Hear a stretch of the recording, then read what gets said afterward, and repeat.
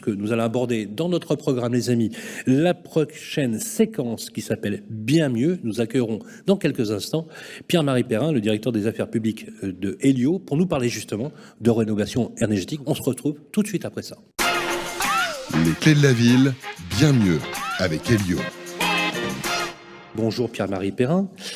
Pierre-Marie Perrin, première question, comme d'habitude, c'est presque un marronnier. On dit voilà, est-ce que Lorient est une bonne élève dans la classe de la rénovation énergétique? Comme la majeure partie des villes en France, Sylvain, Lorient a à peu près 39% de passoires énergétiques, mais c'est pas plus, pas moins qu'une autre ville en France. Aujourd'hui, il y a un travail assez impressionnant à faire en termes de rénovation, donc vous faites ni partie des bons élèves, ni des mauvais élèves, donc il ne faut pas s'inquiéter. Une fois n'est pas coutume, on va dire, on démarre justement par vous, Pierre-Marie Perrin, avec cette séquence sur la rénovation énergétique, ce qui est un enjeu majeur qui nécessite de la transparence, de la confiance et de bons conseils. Qu'est-ce qui change au niveau réglementaire ?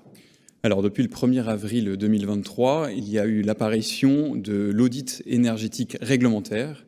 Donc aujourd'hui, on est dans l'incapacité de vendre une passoire thermique, donc F ou G, si on n'a pas réalisé justement cet audit énergétique qui est une étude plus poussée que le DPE et qui permet justement d'avoir une photographie complète du logement. Est-ce qu'il y a des particuliers, par exemple, qui peuvent se rendre compte le jour où ils veulent vendre et dire « Ah, tiens, il y a un truc qui est obligatoire et je ne le savais pas ». Exactement, mais normalement, ils sont bien conseillés, soit par leur notaire, et on en reparlera tout à l'heure. Ou leur agent immobilier. Ou leur agent immobilier, ou des gens qui les accompagnent dans la rénovation énergétique comme Elio ou d'autres.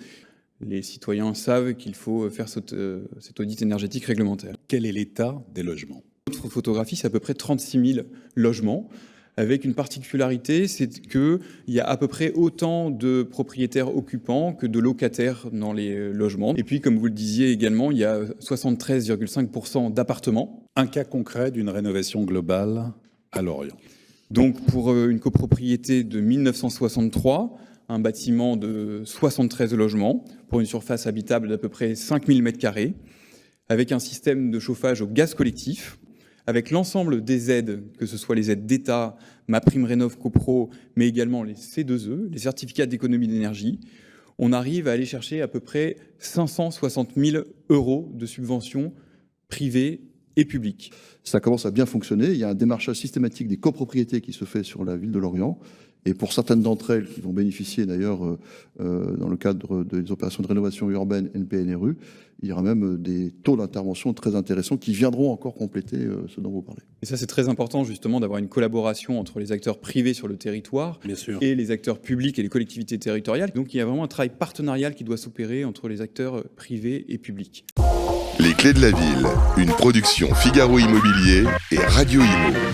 En partenariat avec le Conseil supérieur du notariat, Elio, Arkea Banque Entreprise et Institutionnelle et Nexity. Présenté par Sylvain Lévy-Valency et Olivier Marin.